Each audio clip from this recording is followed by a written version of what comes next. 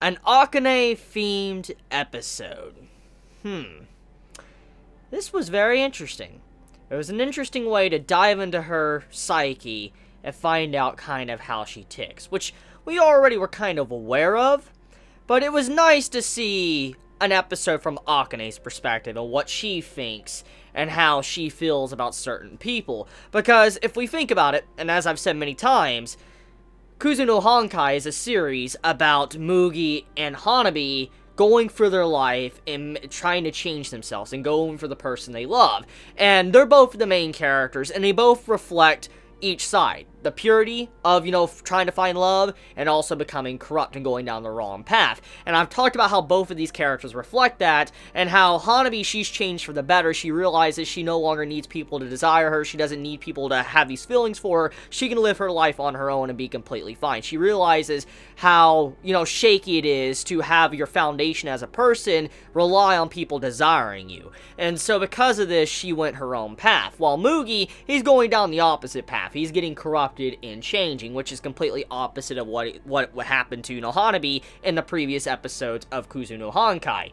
But besides just focusing on these two characters, we have an episode fully dedicated to Akane. Now, we do have a little bit of inner monologue with Mugi, but overall, it's mainly an Akane-themed episode and seeing what she's thinking and how she's overcoming these certain issues in her life. Now, I just want to talk for a moment about how different Akane-sensei is compared to Hanabi. Now, as we know, Hana, she is someone that has managed to overcome all the issues. She has finally moved on from the person that she loved, and she's happy with where she's at now, and she managed to make a very good impression with Echon and make up with her, and was able to kind of move on. And because of this, she's kind of like the complete opposite of Akane-sensei. She is someone that doesn't need people to desire her, because like I said, Hana has realized how shaky that is for a foundation for your well-being to have something like that. But also, thanks to everything that Hana has been through, all of these issues she's been overcoming throughout the series, she has learned about herself. She knows what she is, who she is, and she knows what she needs to do to make herself feel better.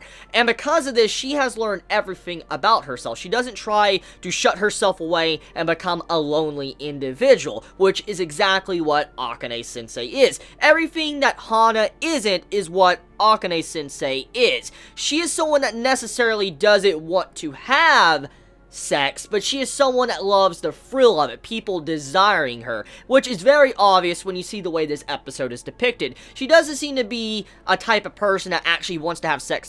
She's just curious why people don't desire her or why they don't want to be with her, which explains the entire combo inside of her mind when she is thinking about Kanai-sensei and how they've constantly been going on dates, but he hasn't tried to pull anything on her. He hasn't tried to take her to a motel/hotel to sleep with her since their first encounter. And she's very weirded out by that. It's like, this is really weird. Why is he not doing this? Like, why is he not taking me to a motel? Because it doesn't make any sense. Like, does he not know what we've already done? That was kind of like already over the line in terms of just regular dating. Why is he not going one step further and doing it again? And it's constantly bugging her in her mind, like, why is he not doing this? Why is he not desiring me? Why is he not coming after me and wanting to have sex with me? And it's not because she wants to have it. It's because she's just weirded out, because usually from what she's used to, people just want to sleep with her, and then she gets a thrill from that because of the desire they have for her. That's how she gets off. And when you see the way this episode is depicted, you understand, like, okay, so obviously now that you see this character, Kanai-sensei, he is a very weird person. Not just because he doesn't fit in with the series, but because he is someone that doesn't necessarily need sex to have a relationship, which that's how I would be, honestly. You don't need sex 24/7 if you're going to be in a relationship. That's just how it is. That's the truth here, okay? You don't need it. If you need it to have, like, 24/7 to be able to have a functioning relationship, I don't know what to say, because a relationship and love and all that romance is not just about something like that. It's about spending time with your significant other and just chilling with them. But Akane-sensei doesn't really seem to realize that. She doesn't realize that not everybody desires her for her body. They might just want to spend time with her and just chill with her. And that's what was weirding her out throughout a little portion of this episode, and why it seems like she's starting to change a little bit because of this.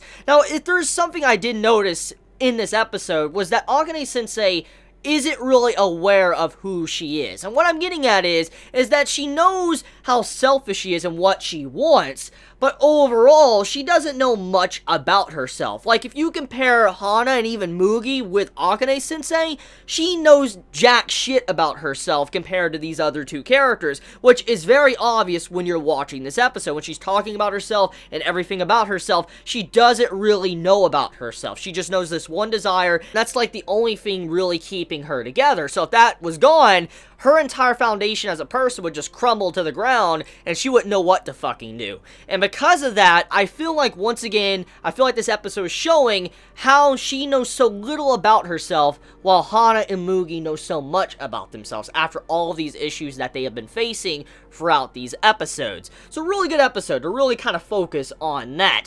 Now, besides all of that, though, going on in this episode, I do think that Mugi, he's realizing what's going on. He is realizing that he needs to give something up, especially towards the end he realizes that, and I don't know exactly what that necessarily means. I don't know if that necessarily means he's finally going to give up Akane-sensei, or if he's going to just completely give up on everything he learned from Hana and just go straight for Akane-sensei. I don't know exactly which direction he's going to go with his character, because anything can happen, and as I already said in my last review, most likely the way this series is being written, we're going to have a good ending and a bad ending. What I'm getting at is Hana's going to be the good ending, while Mugi, he's going to be the, shitty ending. He's going to be the ending that you do not want to have, and that's kind of where it's building up right now, clearly from what we are seeing.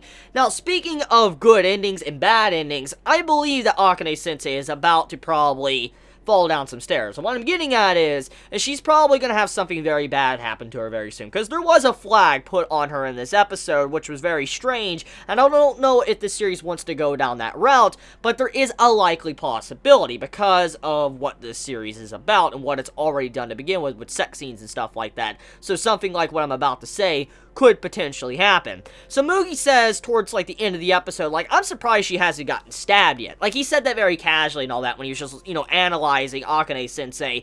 And, I mean, that's something that majority of the community has kind of already said. We've already all pretty much said that, this is probably going to end like school days.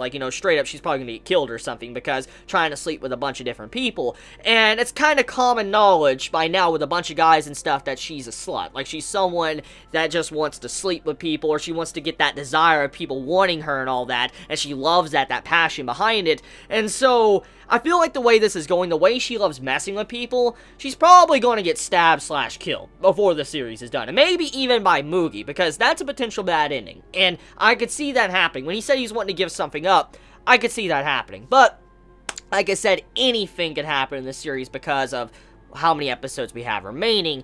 So yeah, episode overall of this week's episode of Kuzu no Honkai.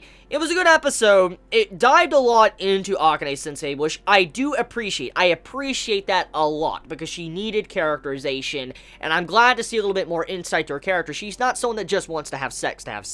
She just, gets that thrill from it. She loves people desiring her. So let me know your thoughts in the comments below. You all have a wonderful day or night wherever you live. Please be safe. Chibi out.